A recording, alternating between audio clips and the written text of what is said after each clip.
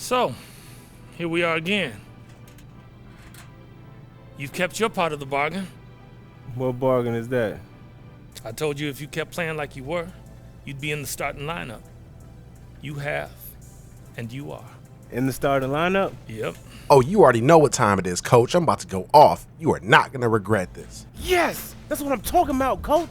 Man, don't even worry. I got you. Matter of fact, I'm just going to play harder, work harder, and do whatever it is to make this team better. Good. You can start right now. Now beat it. Now, I'm really wondering how my teammates are going to handle me being promoted to the starting lineup. Somebody's not going to be happy about me taking the job. I wonder how they're going to handle this. And whose job is it that I'm taking? Is it Beverly's? I know it's not Harden, so it has to be Beverly's job. Okay, gentlemen, listen up. I don't need to go over the game plan again. We all know what we got to do. Wanted to let you know I'm proud of the work we've been doing around here. Sharp practices, attention to detail all around. Also wanted to make it official, I'm inserting one of our up-and-comers into the starting lineup tonight. Let's help him out. Make sure the pressure doesn't get to him. Yeah, man.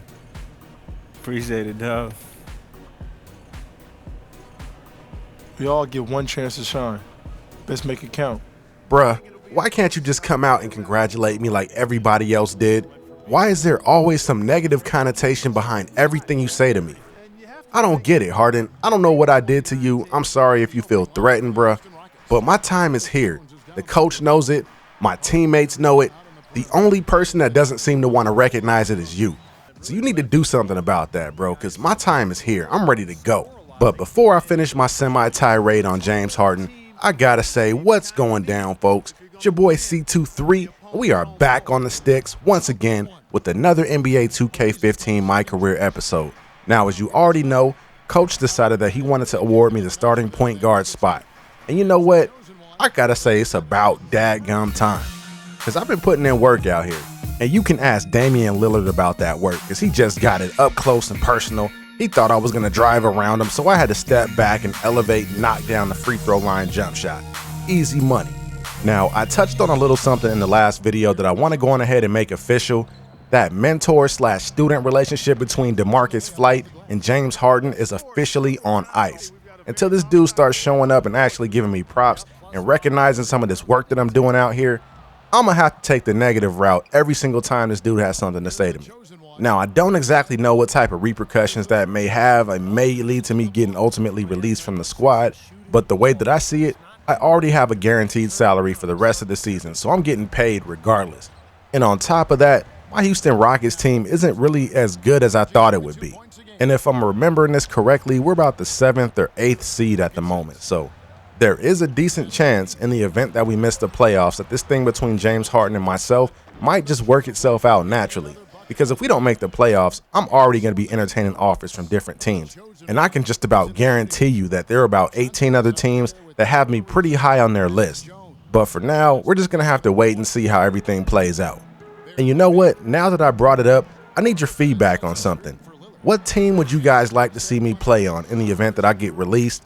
Or after the season's over, if I decide to go to a different team? Oh my goodness, he just got shook.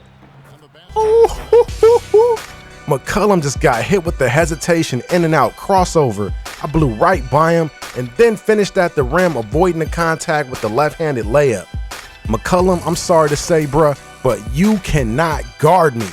It's like you're trying to play defense out here on the court wearing ice skates. It is not happening, bruh. It feels like I'm in a completely different league out here. And you know I had to get close up on the ace of spades tat on the left shoulder.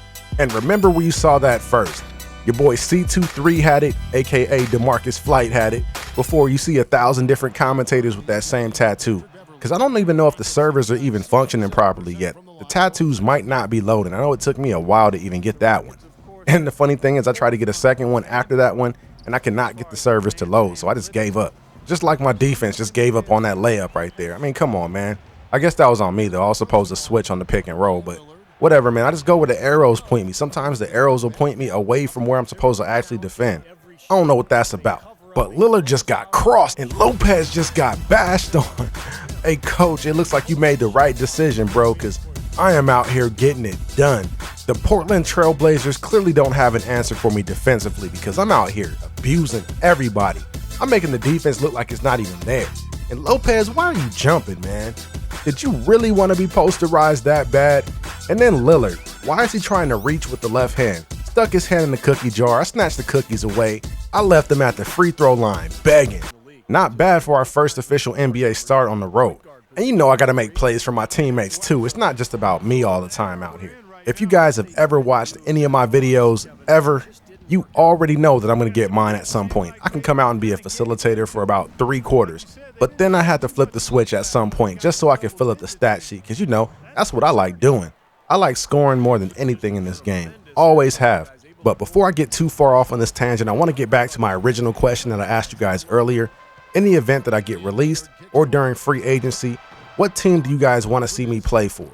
Drop me a comment below and let me know what you guys think. And what in the world was that? Did you guys just see what happened to my player right now? I'm going to run that back so you can see it. Take a look at my player. What trips him up right there? Why did his momentum just stop? That always seems to happen to me when I'm on a fast break, or if I'm out in front on a breakaway situation. There always seems to be something that stops my momentum just enough so the CPU can catch me. I don't get it. Hopefully that's something that gets patched pretty soon, because that's pretty annoying. Not to mention how it affects the competitive balance of the game, but I'm not really going there. So as you can see, Portland is already pulling away in this one. They're already up 13, and I'm in a little bit of a desperation mode. So I'm taking threes, just trying to keep us in it, and hopefully later in the game we can go on a run and get back in this thing. But we're not playing 2K14 here. This is 2K15.